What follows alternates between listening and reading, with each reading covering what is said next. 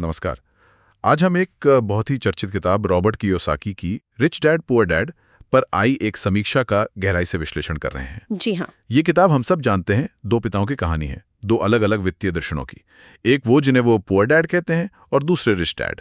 बिल्कुल। और ये समीक्षा सिर्फ किताब को समराइज नहीं करती, बल्कि ये समझने की कोशिश करती है कि क्यों ये किताब इतनी प्रभावशाली हुई। हाँ, मतलब क्या खास है इसमें? समीक्षा के अनुसार किताब की सबसे बड़ी बात क्या है? समीक्षा मानती है कि किताब की असल ताकत उसके किस्सों में है और उसकी बेहद सरल भाषा में। ये इसे उन लोगों के लिए भी आसान बनाती है जिन्हें फाइनेंस की कोई खास जानकारी नहीं है। अच्छा, तो समीक्षा के हिसाब से पहला सबसे अहम सबक क्या निकल कर आता है? देखिए, समीक्षा इस बात पर बहुत जोर देती है कि किताब का पहला और शायद सबसे जरूरी संदेश है वित्तीय साक्षरता। वित्तीय साक्षरता। हाँ, मतलब सिर्फ पैसे के लिए काम मत करो, ये समझो कि पैसा आपके लिए कैसे काम कर सकता है। समीक्षा इसे किताब का बिल्कुल केंद्रीय विचार मानती है। और वो रिच डैड वाला फॉर्मूला, संपत्ति बनाम देनदारी, एसेट्स वर्सेस लायबिलिटीज, समीक्षा इस पर क्या कहती है? हाँ, वो अहम हिस्सा है। समीक्षा कहती है कि कियोसाकी की जो परिभाषा है ना, संपत्ति यानी वो जो पैसा आपकी जेब में डाले, हाँ, और देनदारी वो जो पैसा आपकी जेब से निकाले, ये जानबूझकर बहुत ही सरल रखी गई है। जानबूझकर सरल मतलब जैसे अपने रहने के घर को देनदारी कहना। समीक्षा मानती है कि ये सरलता ही किताब को ज्यादा लोगों तक पहुंचाती है, लेकिन वो ये भी कहती है कि ये अति सरलीकरण है। असल जिंदगी थोड़ी ज्यादा जटिल होती है। अच्छा, तो ये सिंप्लिसिटी एक तरह से प्लस भी है और माइनस भी। और वो रैट रेस, वो जो गोल चक्कर है, ज्यादा कमाओ ज्यादा खर्च करो। हाँ, रैट रेस। समीक्षा उसे कैसे जोड़ती है संपत्ति बनाने से? रास्ता निष्क्रिय आय यानी पैसिव इनकम और निवेश में देखती है। पैसिव इनकम, यानी ऐसी संपत्ति बनाओ जो आपके बिना लगातार काम किए भी आपके लिए पैसा कमाए।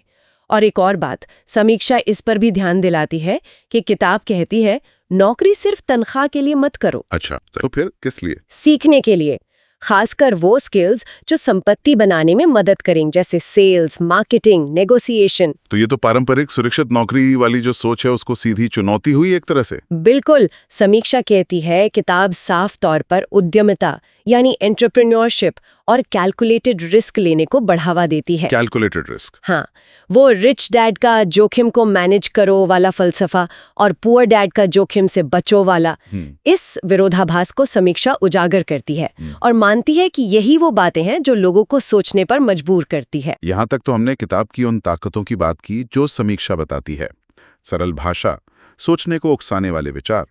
पर क्या समीक्षा में कुछ कमजोरियां या आलोचनाएं भी बताई गई हैं? हाँ, बिल्कुल है।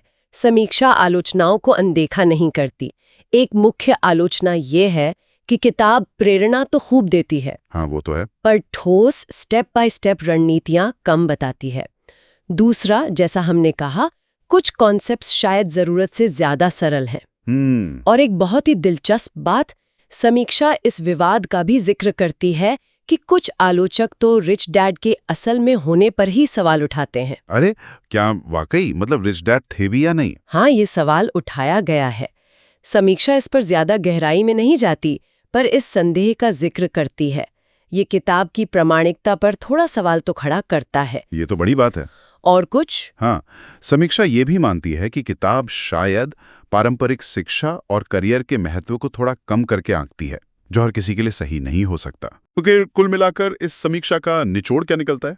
ये किताब पढ़नी चाहिए या नहीं? देखिए, समीक्षा का निष्कर्ष काफी संतुलित है। वो कहती हैं कि रिच डैड पुअर डैड एक माइंडसेट प्राइमर की तरह बहुत अच्छी है। माइंडसेट प्राइमर मतलब ये पैसे और अवसर को देखने का आपका नजरिया बदल सकती है, एक शुरुआती चिंगारी दे सकती है वित्तीय सोच बदलने के लिए। लेकिन इसे अमीर बनने की पूरी गाइडबुक समझना शायद ठीक नहीं। समीक्षा की सलाह है कि इसे जरूर पढ़ें, पर इसके साथ साथ और ज्यादा व्यावहारिक, डिटेल जानकारी वाले स्रोत भी देखें। समझ गया। तो ये एक तरह से शुरुआत करने के लिए अच्छी है, पर यही सब कुछ नहीं है। बिल्कुल, एक अच्छा शुरुआती बिंदु, पर मंजिल नहीं। और चलिए जाते जाते एक विचार श्रोताओं के लिए छोड़ते हैं जो इस पूरी चर्चा से निकलता है। जरूर। अगर हम अपने काम को, जैसा किताब में कहा गया है, सिर्फ कमाई का जरिया ना मानकर मुख्य रूप से सीखने और हुनर बनाने का एक अवसर माने, तो हमारे करियर चुनने और उसमें आगे बढ़ने के तरीके कितने अलग हो सकते हैं, सोचने वाली बात है। हाँ बिल्कुल, इस पे सोचना चाहिए।